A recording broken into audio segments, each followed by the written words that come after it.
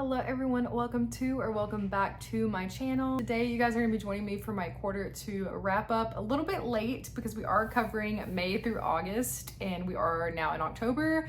But you know, better late than never. I'm always here to talk about books no matter what time it is. So between the months of May and August, I have read a total of 46 books, which is much more than last quarter. Well, okay, not much more. I wanted to look and like fact check myself. Last quarter, from January to April, I read 40 books. From May to August, I read 46. So about a six book difference. So I guess that's not a ton, but I thought that was interesting.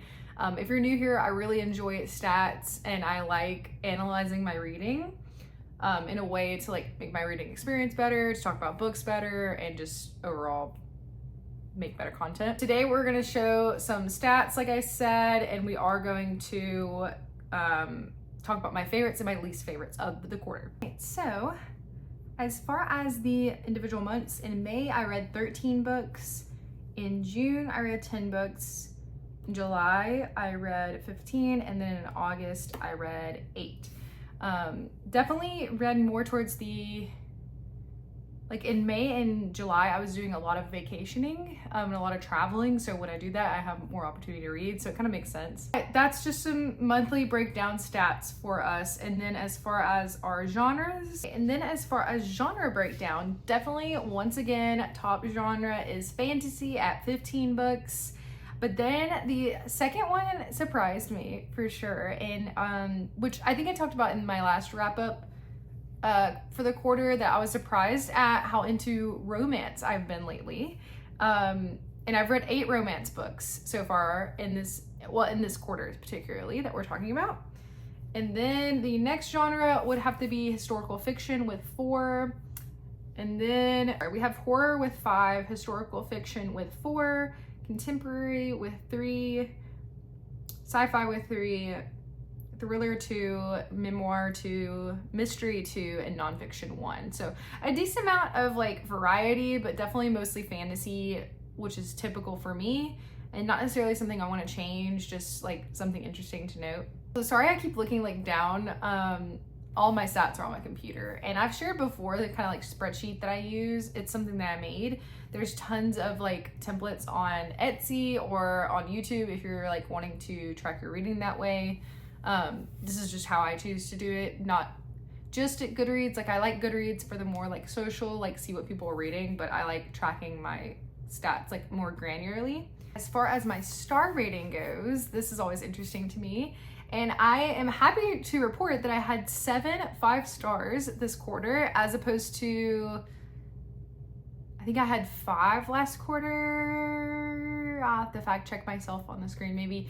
But I had 7 5 stars, which I think is great. I had 18 4 stars. I've been having a lot of 4 stars this year. I have kind of introduced half stars into my rating system, but mainly on like Goodreads. And I've talked about this before, but I'm pretty generous with my star rating because of the way that like I enjoy books. I generally read things that I know I'm going to like, unless it's like for a specific reason or for a book club or something like that, to get purposely out of my comfort zone. But most of the time I read something because I think I'm going to like it, which I feel like is most people. That's why like most of the time my ratings are pretty good.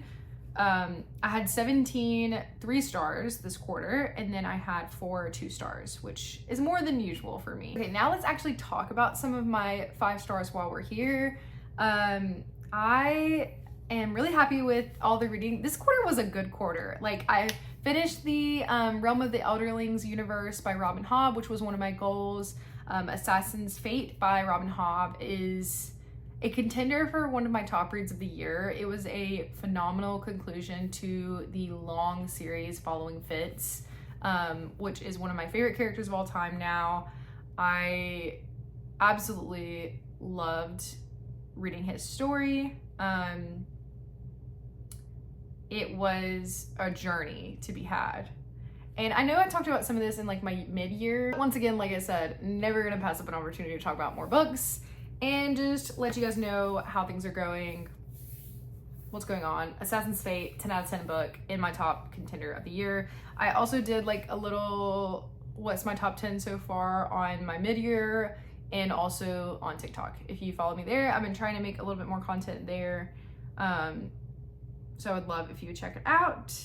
Done and Dusted by Lila Sage is another one that really surprised me because once again, it's a romance. So I was like shocked that I loved it as much as I did. That was also in this quarter. I also have One Summer in Savannah by Tara Shelton Harris, which I really loved. It's a really good, Done and Dusted also, like I've talked about it more in detail, but it's like a Western like romance. It was really good. One Summer in Savannah is another like romance, actually. Wow, 5-star romance for me, who knew? But you're following a mother in a very precarious situation with her child and her child's father, and it's a really good story about like forgiveness and growth and like overcoming hard things. Like it's really good.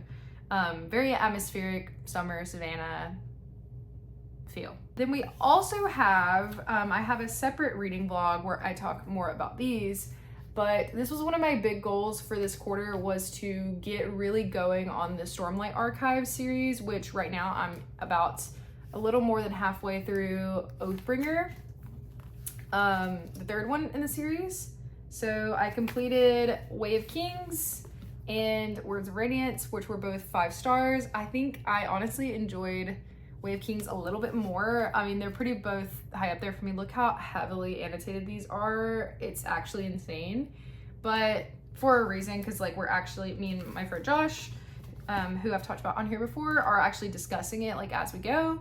I am sad because I haven't done really much, if any, annotating for Oathbringer, mainly because I'm doing it mostly on audiobook just due to the time that I have right now. But it's going really well. I absolutely love it. 2 5 stars. In my top reads for sure. And then another 5-star that was gifted to me by my friend Josh was the Dallergut Dream Department Store, which I read physically, and it's by Lee Mi Lee, and it's actually translated, I believe, from Japanese, and I don't know where it's at. I was just looking for it and I can't find it, but I read this one at the beach and it was such a good read. Basically this one is like right up my alley. Premise is that this girl gets a job at a store where they sell dreams, and it's like a retail store. So if you work in retail or if you worked in retail, there's a lot of like fun nods to retail, like that whole experience. But it's really beautiful. Like if you like the concept of like Before the Coffee Gets Cold, where it's like individual stories about people's lives, I think you would love this. I liked the Before the Coffee Gets Cold, but it wasn't quite what I wanted. So this was exactly what I wanted. It delves a lot into like death and topics of death. So there are like some warnings there if that's something that you're really sensitive to, but I think it does it in a very like hopeful and enlightening way, and less in like a doom and gloom existential way. Like, don't get me wrong, there is some of that for sure, but like the way that it handles it, it's very whimsical and very like light, if that makes sense. So yeah, those are all of my 5 stars, and I definitely, oh, I forgot. I also have Evil Eye by Ita From. This is also in my top of the year. I think most of my books that are in my top are from Q2. This was our book club pick for May. It was my choice, and I'm so glad that we chose it and read it. This is about a Palestinian woman who is living in New York with her husband, who we discover throughout the book is very emotionally and verbally abusive, and her family situation is not great. There's a lot of generational trauma, but she is working to kind of separate that from how she feels about her culture as a whole, and she doesn't want to like stereotype or be a bad example for her children, and so she has a lot of internal grappling. This is very much like a following her inner monologue, and as she goes through life, she goes to therapy, she's trying to work herself out, and I think that it's beautifully done. I think that the book has some amazing quotes in it, and I think everybody should read this, honestly. Like the way that it handles mental health, which I have a whole video planned for World Mental Health Day in October, where I'm going to talk about the books that I feel like the mental health representation really shines, and this is definitely one of those. All right, this was our book club pick for June. This one is about a Syrian American boy who is going through a lot. I unfortunately didn't love this one. I do think that it's a beautiful story about going through a really difficult time in his life, and there are some parts that I think are well written, but I think the story is trying to do a lot. You are going back and forth between like his current life and also his ancestor, or like you're reading, not really his ancestor, like no spoilers in case you do decide to read this, but it's kind of confusing, but he's reading letters back and forth between two different characters from a long time ago. And the interactions there are good, but it doesn't have a lot of like great overlap, and like there's a lot of characters with loose ends that don't necessarily mean a lot to the main story. It's just a little bit sporadic. Don't mean to speak like ill on this author, because I think it's what the story that they're trying to tell is awesome, but it just fell a little flat for me. This is one of my 2 stars, unfortunately, for the year. And the other, the book club book this is my book club that I have, by the way. This is just with some of my friends from work, and we all get 4 different picks throughout the year. No, 3. Either way, this one was the July pick, The Measure by Nikki Ehrlich, and I was really disappointed because I don't think I've gone into my full thoughts on this one, but it was really great for the first like 50%, maybe even 75%, but I did not like the ending, and I like a lot of the stories that it told, and I like the premise, but basically in this one, everyone in the whole world gets a box delivered to their door. I think if you're above the age of 21 or 18, one of those, 16, something like that. Like if you're over a certain age, you get a box with a string in it, and the string represents how long you're going to live. And it talks a lot about the societal impacts of that and like the emotional impacts of that. Obviously, like that's crazy.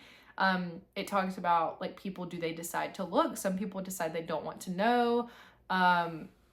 The like political and religious impacts of what happens with that, like their romantical like impacts of that, like your relationships with your children.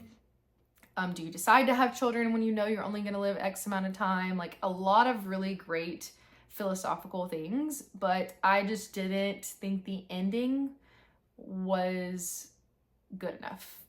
But I do think it's still a good story, and I do still recommend it. As far as formatting goes, majority of the books that I read were audiobook. I get asked how I'm able to read so much a lot, and definitely audiobooks are the way to go for me. I read 31 audiobooks, and I read 12 physical books and 2 ebooks. So 2 on my Kindle or like on the Kindle app. As far as what physical books I read that were from my backlog, because this has been a goal of mine, I did read 6 books off my backlog, which I am so happy about. Even though it doesn't seem like a ton, I am happy about it because and when I say my backlog, I mean like that encompasses for me like books that I have on my physical shelf from not this year, or that I didn't buy for the purpose of reading like right then.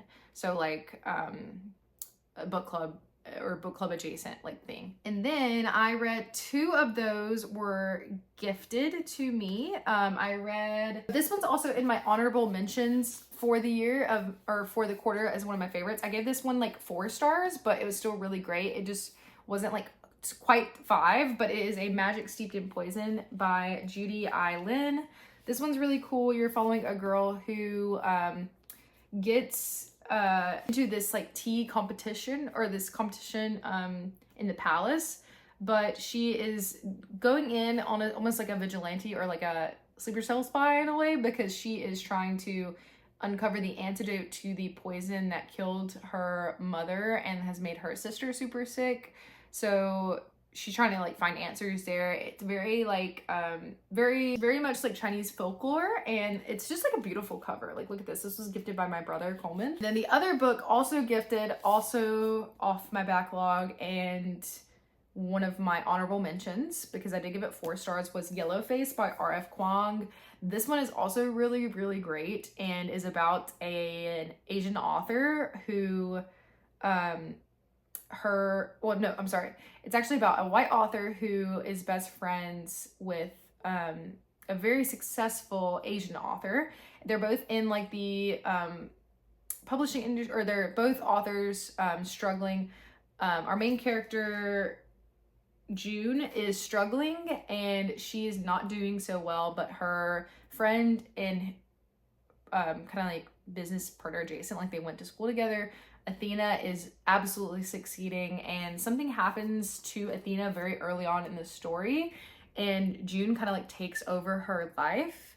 And so it is definitely an impactful story around racism and around racism in the publishing industry, and like also around betrayal, and like there's a little bit of a mystery as well, and a lot of like interpersonal things. It's very snappy, very like witty banter, and like kind of melancholy, but in an entertaining way. It was really good. Would highly recommend this. I would say some of my other goals is I really want to read more of my spooky TBR for the year, because we are in October. So I have a separate kind of like little TBR for that. And honestly, I just kind of want to read whatever I want, and that's kind of my goal for the end of the year. So yeah, that's most of my stats for Q2. Sorry it's a little late again. I talked about some of this in my mid-year wrap-up, but I just wanted to touch on it again to talk about books with you guys, because it's been a little bit. I do have a couple of videos planned. I have that mental health video planned, because it's something I'm really passionate about. It's just going to take a lot of my energy to like film and put in to it. So that will be coming, and I hope you guys are having a great October so far, and I'll catch you next time. Bye!